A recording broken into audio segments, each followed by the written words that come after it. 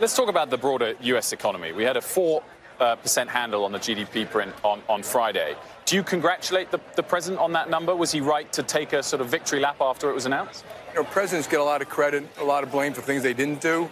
But the president has done things which accelerated growth. So competitive taxes, we needed competitive taxes. And the way the American public should think about it, for 20 years, we've been increasingly uncompetitive, driving capital and brains overseas. Regulatory reform, and I'm not talking about a big bank, I'm talking about small business. If you sat down and you do it one day with small businesses, they'll tell you about the crippling bureaucratic paperwork, litigation, that we've had less small business formation in America than in any other recovery. So, yeah, this has accelerated the growth. We had 20% over 10 years. It should have been 40.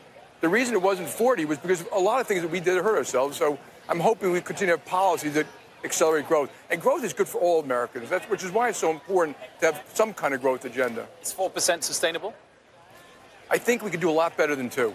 And I firmly believe that the reason it was 2 was not some natural reason. It was bad infrastructure, bad taxation, excess regulation.